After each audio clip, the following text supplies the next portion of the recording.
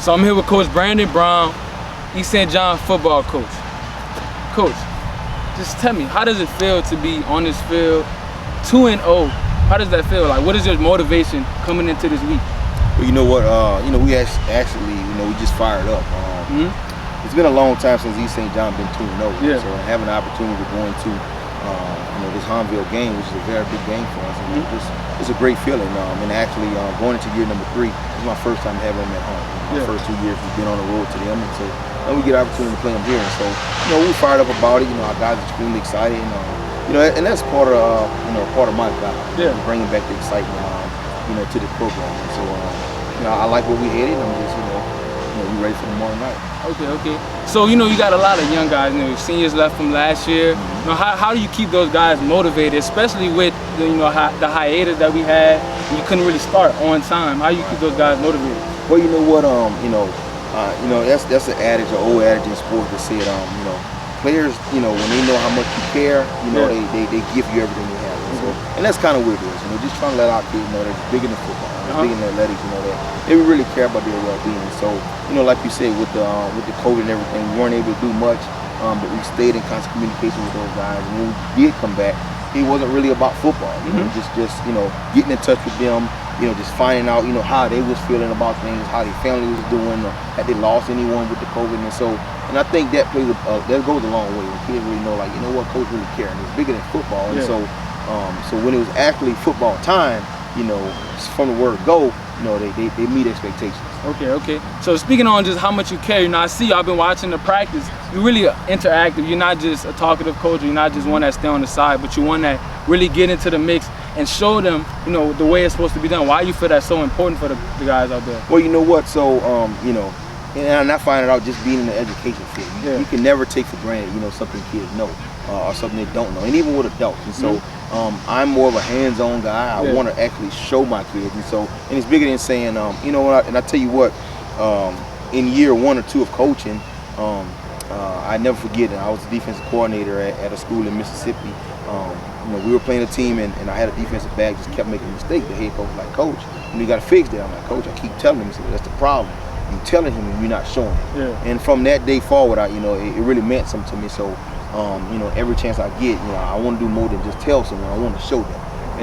And for me, being back here and being home, I guess that's the biggest thing. I want to show these kids that, hey, I'm a graduate of East St. John myself. And so it's more than just talking. I can show you. Here's me. Here's what I've done, and here's where I am, and you can do it and be better. And that's the biggest thing. I just want to show those kids, like you said, it's bigger than football, but coach really care. And I made it out from here, and you can also. Definitely.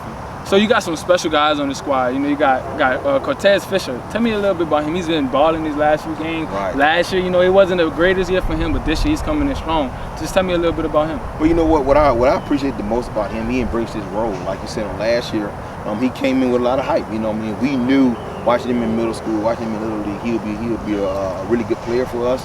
But we were so senior-laden last year, just never got a chance. So, but he embraced that role.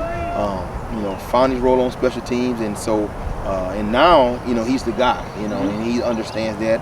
He works extremely hard, and so he has my support 100%. I tell him that he has to learn that. I have to really figure out that. And remember at times he's just a 15-year-old sophomore. We expected so much from him right now, but that's just the reality of it. He's our guy, so we're gonna go with it. Yes, sir. So then you got on the other side of the field, you got a D1, 2 D1 guys, Wellen Williams and Jackie Marshall.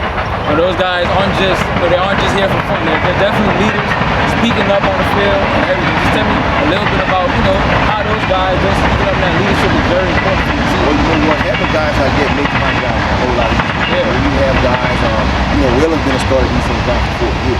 So unfortunately, I wasn't able to coach him as a freshman, but his sophomore and junior year, man, he really just he brought into everything I was trying to do. And so and that's good when you have buy-in, not only from the fans of the community, but from your own players. And so and that's the thing, like you said. So those guys, they leaders. They're leaders, and so they lead our locker room. They lead in the classroom. Well, it's a 4.0 student, So, and that's the thing. When you have great guys like that, it makes your job that much easier as a coach.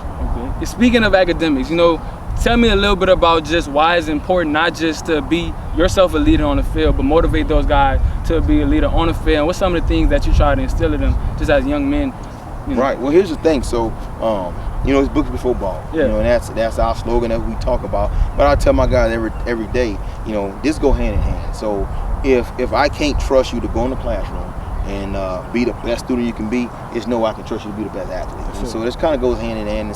And you find it like the kids like Wellen who, you know, going in the classroom, you know, 4.0 student. Well, I mean, he comes on the field and shows it as well. And so, and that's what it is. And so, and again, you know, going back to me, I played here. I was a top 10 graduate here, and I just tell those kids that, look, this can happen here at East St. John. And so, from day one of the things I talk to them about is rewriting our narrative. Mm-hmm. You know, the perception of East St. John that they're not well coached, they're undisciplined, you know, yada yada yada. And I told those guys from day one that we're going to rewrite our narrative. And so far, you know, going into year 3, I think we're doing a good job of rewriting our narrative, changing the culture, and setting that new standard. Okay. So, you know, just tell me one thing. What's one word or one phrase that just describes this team as a whole or sets y'all apart from any team that you may play in the future? The standard. You know, that's what it is. And so, and if you notice now, that's what's on our shirts. The E standard. The E standard. Yeah. So, you know, the E is who we are, but we want to be the standard. We want to be the standard in the classroom. We want to be the standard in the community, and we sure want to be the standard on the field.